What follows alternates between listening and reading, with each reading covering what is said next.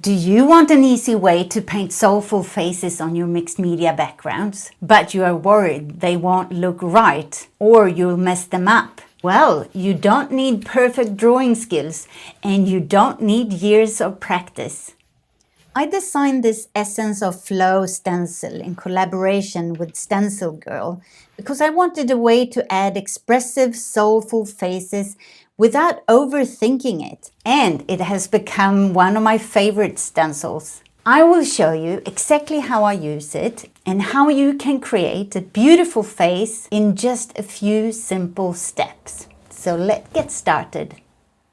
Okay, so I have added or placed my stencil on top of my background, and I am using some dark paint, a mix of black and Van Dyke brown acrylic paint, and I'm using a makeup sponge to apply the paint through the stencil.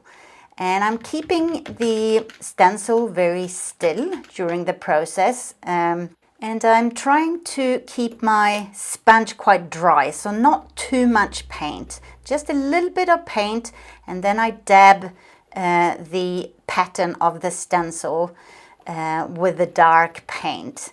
And if I feel that it's too little paint, I can add another layer, but I rather have too little than too much of paint in this layer.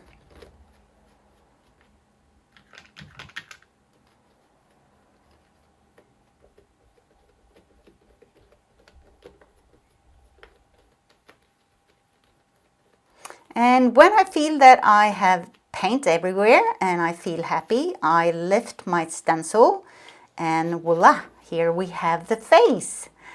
So the next step is to add some light to the face and make her come alive. And that I do here with white paint. And I will use a brush. And this brush is cut on an angle. I like to use these brushes when I paint my faces. And I start to add white where we have the lightest and the whitest areas in her face. So I start here with the eye whites and the glare in her eye. And the glare you can see from the stencil marks where the glare is going to be.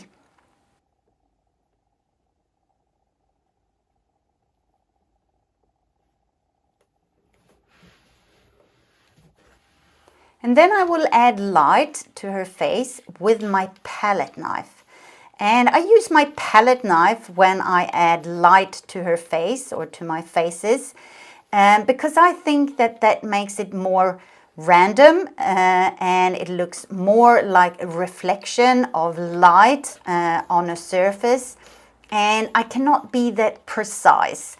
And when I use a brush, usually I add too much paint so that it becomes really kind of a solid white plane, and it becomes a bit dead. I want the background to show through the white paint. So I'm even dabbing off some of the paint that I added here to not get this kind of solid surface of light.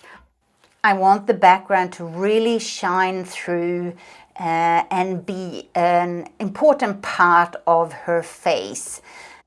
That's a big part of giving her soul and history and yeah, be a part of the background, not just sit on top of it.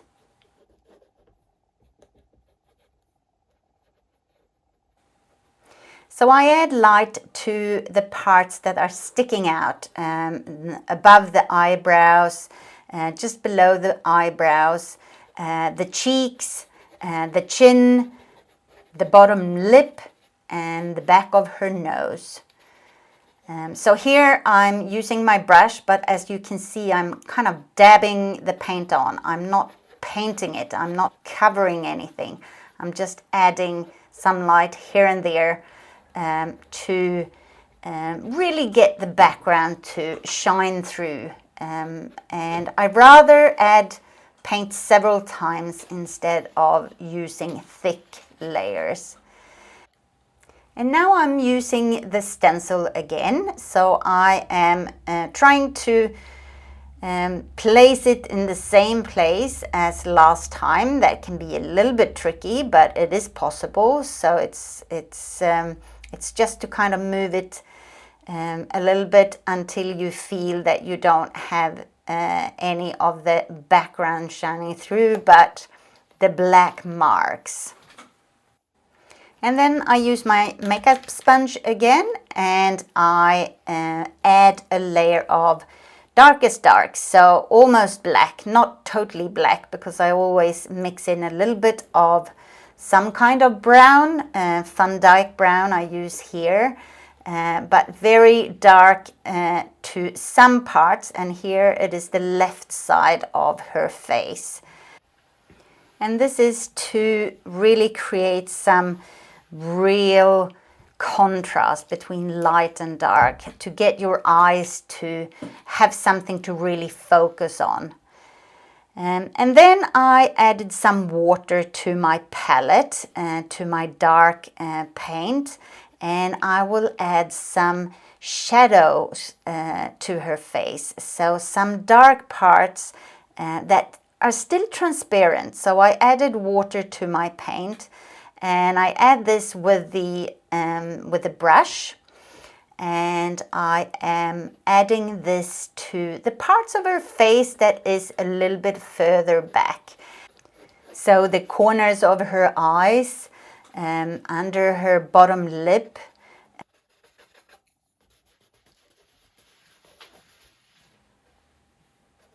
between her eyes, I'm pushing that back a bit, and the other corner, and both corners of this eye as well.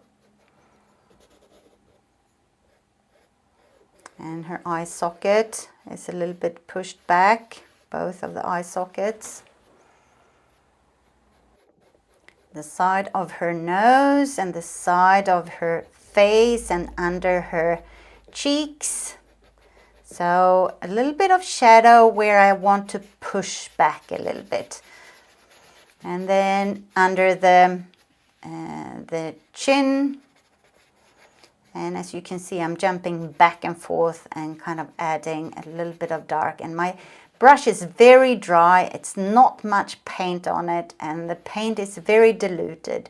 So it's very subtle and transparent layers of dark that I'm adding, and I rather add several times than to add too much at a time. But at the same time, you can always kind of take paint away as well. Just with a rag and some water, you can take away the paint before it has dried. I'm also adding dark under her chin on her neck. Yes, that's it. She is finished. So I hope you enjoyed this process, and a link for where to buy the stencil is in the description below. And if you like this, I would be super happy if you like the video and subscribe to my channel. So I hope to see you in the next one.